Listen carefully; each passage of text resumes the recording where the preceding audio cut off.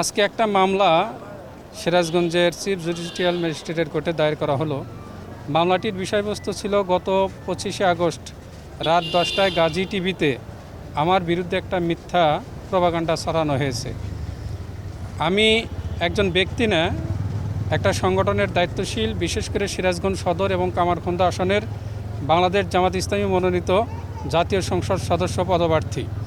আমার ব্যক্তিগত ভাবমর্যাদা এবং আমার সুনাম ক্ষুণ্ণ করার জন্য পরিকল্পিতভাবে আমাকে হেয় করার জন্যে ওই টিভির টক শোতে আমার ব্যাপারে মিথ্যা প্রপাগান্ডা ছাপানো হয়েছে, প্রচার করা হয়েছে। আমি এটার তীব্র নিন্দা এবং প্রতিবাদ জানাই।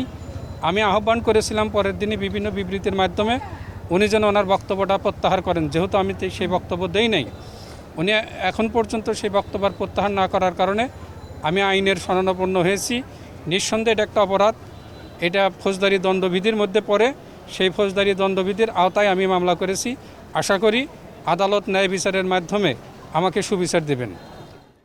আজকের এই মামলার যিনি আসামি তিনি ডক্টর নাহরিন ইসলাম খান, আর এই মামলার বাদী যিনি জাহিদুল ইসলাম। ইতিমধ্যেই আমাদের বাদীর সম্মানিত বাদীর কাছ থেকে জানতে পেরেছেন, বাদী বাংলাদেশ ইসলামী ছাত্র শিবিরের সাবেক জেলা সভাপতি ছিলেন এবং বাংলাদেশ জামাত ইসলামী সিরাজগঞ্জ জেলা শাখার দীর্ঘদিনের জেলা সেক্রেটারি হিসেবে উনি দায়িত্ব পালন করে আসছেন এবং বিগত স্বৈর শাসকের আমলে উনি বারবার জেল হাজত খেটেছেন। অসংখ্য মামলার উনি আসামি ছিলেন এবং ধরতে গেলে বিগত 16.5 বছরের আমলে প্রায় 6-7 বছর ওনার জেল হাজতে খেটেছেন। যেনার আইনজীবী ওই সময় আমি আইনজীবী হিসাবে ঢিল করেছি। এহেন অবস্থায় বাংলাদেশ জামাত ইসলামের পক্ষ থেকে সিরাজগঞ্জ কামারখন্দা এবং সদরের এমপি মনোনীত পদপ্রার্থী ওনাকে মনোনয়ন দেওয়া হয়েছেন এবং ইতিমধ্যেই সিরাজগঞ্জ সদরের শহর, বাজার, গ্রামগঞ্জে প্রত্যেকটি জায়গায় বাংলাদেশ জামাত ইসলামের যে জাহিদুল ইসলাম ভাইয়ের এমপি পদপ্রার্থী এবং দাঁড়িপাল্লা মার্কায় এবং প্রতিটি গ্রামগঞ্জ, শহর, বাজারে সব জায়গায় ওনার একটা গণজোয়ার সৃষ্টি হয়েছে।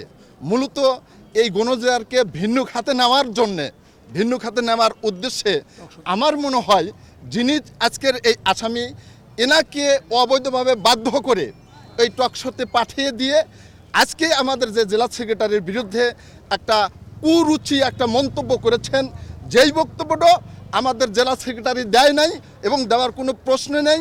এই ধরনের প্রমাণ বাংলাদেশের কেউ দেখাতে পারবে না। আমাদের বাংলাদেশ ইসলামী ছাত্র শিবিরের বা বাংলাদেশ জামাত ইসলামের কোনো নেতাকর্মী কোনো নারী সংক্রান্ত কারোর বিরুদ্ধে একটা মন্তব্য করে এই ধরনের প্রমাণ আমাদের নাই। সুতরাং যেহেতু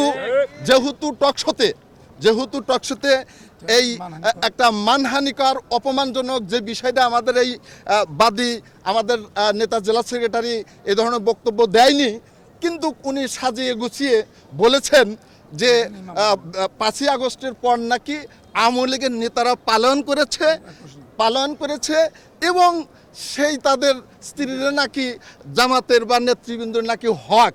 এই ভাষা একটা কুরুচিপূর্ণ ভাষা যে প্রয়োগ করেছেন, এইটা নিশ্চয়ই ব্যক্তিগতভাবে আমাদের একটা বাদীর মান সম্মান ক্ষুণ্ণ হয়েছে এবং আমাদের দলীয়ভাবে দলের মান সম্মান ক্ষুণ্ণ হয়েছে। সেই জন্য আমরা দণ্ডবিধি 500 ধারা বিধান মোতাবেক আমরা মানহানিকর মামলা করেছি। ইতিমধ্যে বিজ্ঞ আদালতকে আমরা বোঝানোর চেষ্টা করেছি, জবানবন্দি নিয়েছে। বিজ্ঞ আদালত এইটা পেনড্রাইভ দেখে উনি পরবর্তীতে আদেশ দিবেন বলে আমাদের আশ্বস্ত করেছেন।